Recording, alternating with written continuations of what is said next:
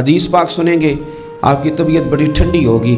میرے نبی پاک صلی اللہ تعالیٰ علیہ وسلم ارشاد فرماتے ہیں کہ جو بندہ سوال سے بچنا چاہے گا، ارادہ کرے گا اللہ میں نے کسی سے نہیں مانگنا، فرمایا جو سوال سے بچنا چاہے گا رب اسے سوال سے بچا لے گا، اور جو لوگوں سے بے نیاز ہونا چاہے گا کہے گا یا اللہ مجھے دنیا داروں کا محتاج نہ بناؤ، اپنی بارگاہ سے عطا فرما۔ جو لوگوں سے بے نیاز ہونا چاہے گا اللہ لوگوں سے بے نیاز کر دے گا، اور فرمایا جو صبر کا ارادہ کرے گا اللہ اسے صبر کی توفیق بھی عطا فرما دے گا۔ ارادہ تو کرے، پروگرام تو بنائے، توفیق تو اللہ دے گا۔ جو صبر کا ارادہ کرے گا اللہ صبر کی توفیق بھی عطا کر دے گا۔ اور حضور صلی اللہ تعالیٰ علیہ وسلم فرمانے لگے یاد رکھو کسی بندے کو جو بہترین تحفہ دیا گیا ہے نا، اگر کسی کو کوئی بہترین عطیہ ملا ہے تو پھر اللہ تعالیٰ نے اسے صبر عطا فرمایا ہے۔